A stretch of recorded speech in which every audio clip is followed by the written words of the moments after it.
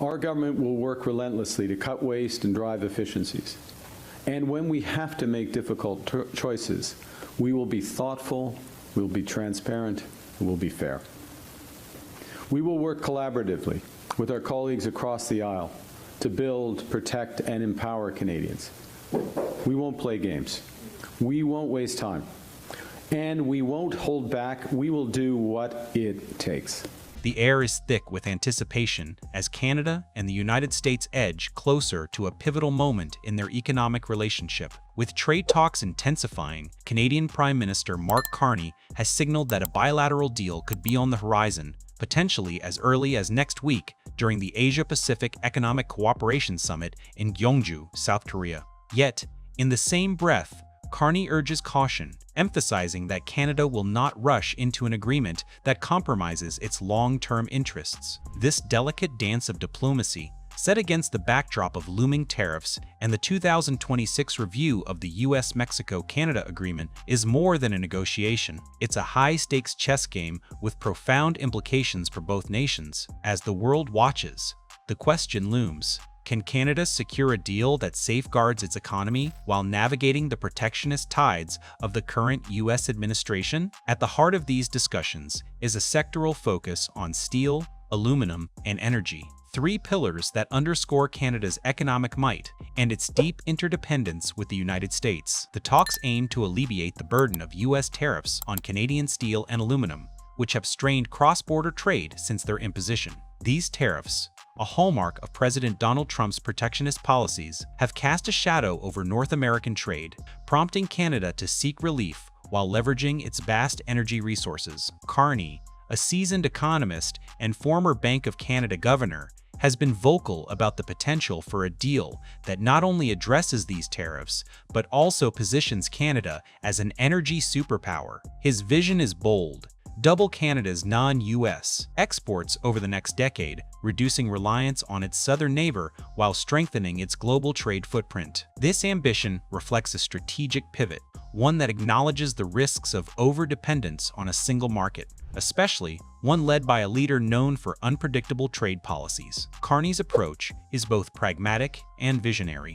In recent statements, he has highlighted positive momentum in the negotiations, suggesting that a framework for a steel and aluminum agreement is taking shape. The possibility of signing a deal at the APEC Summit has sparked optimism among Canadian officials, who see it as a chance to showcase North American unity on a global stage. However, Carney tempers this optimism with a clear warning: Canada will not be pressured into a hasty agreement. "We're moving forward with purpose, but we won't sacrifice our principles for a quick win," he declared in a recent address. This measured stance reflects the complexity of the negotiations, where every concession carries weight. Canadian Trade Minister Dominic LeBlanc echoes this sentiment, dismissing claims of an imminent deal as over-optimistic. He acknowledges progress, but stresses that significant hurdles remain, particularly in aligning the interests of two nations with divergent economic priorities. The stakes are high, and the context is intricate.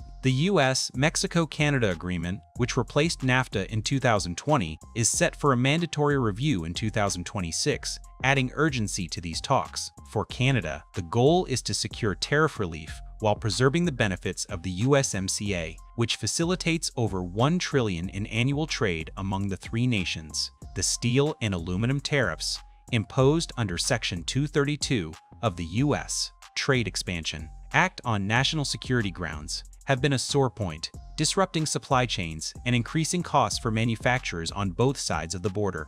Canada, a key supplier of these metals to the U.S., argues that such tariffs are unjustified given the integrated nature of North American industries. The negotiations also touch on energy, with discussions around reviving projects like the Keystone XL pipeline, which could boost Canadian oil exports, but remains a contentious issue due to environmental concerns. Beyond immediate tariff relief, Carney's strategy is forward-looking. He envisions a Canada that diversifies its trade partners, reducing vulnerability to U.S. policy shifts. This vision is not just rhetoric, it's backed by concrete plans. The upcoming Canadian federal budget is expected to include bold measures to stimulate economic growth, countering the impact of U.S. tariffs. These measures could involve investments in infrastructure, clean energy, and export-driven industries, positioning Canada to compete on a global scale. Carney's call to double non-U.S. exports is ambitious, but rooted in necessity. The U.S. accounts for roughly 75% of Canada's exports, a dependency that leaves the country exposed to American protectionism. By expanding trade with Asia, Europe, and other regions, Canada aims to build resilience, ensuring that its economy can weather future storms. Yet, the path to a deal is fraught with challenges. Public sentiment, as reflected in discussions on platforms like X, reveals a mix of hope and skepticism. Some applaud the prospect of a deal at APEC, seeing it as a diplomatic coup that could strengthen Canada's hand in future negotiations. Others, however, question Carney's approach, pointing to missed opportunities in sectors like rare earth minerals, where Canada has significant untapped potential. Critics argue that the government has been slow to capitalize on global demand for these critical resources, especially as the U.S. strikes similar deals with allies like Australia. There's also frustration over the potential loss of auto manufacturing jobs to the U.S. as American incentives draw investment south of the border.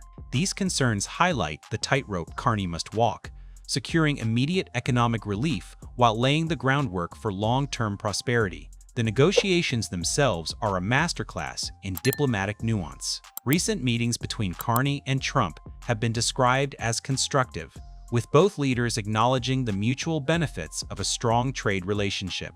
The U.S., for its part, is keen to secure reliable supplies of Canadian energy and metals, especially as global supply chains face disruptions. However, Trump's America First agenda complicates matters, as he pushes for terms that prioritize U.S. interests. For Canada, the challenge is to extract concessions without alienating a key partner. The APEC Summit offers a symbolic opportunity to finalize an agreement, but insiders caution that the timeline may slip if key issues remain unresolved. The steel and aluminum deal, while significant, is seen as a stepping stone to broader discussions on energy and manufacturing, which could shape the North American economy for decades. Carney's leadership style, analytical, deliberate, and globally minded, has shaped Canada's approach. His background as a central banker gives him a unique perspective on the economic levers at play. He understands that trade is not just about goods, but about relationships, trust, and long-term stability. This perspective is evident in his push for a diversified trade portfolio, which includes strengthening ties with Asia-Pacific nations. The APEC Summit, where leaders from 21 economies will gather, is a chance for Canada to showcase its commitment to free trade and economic cooperation.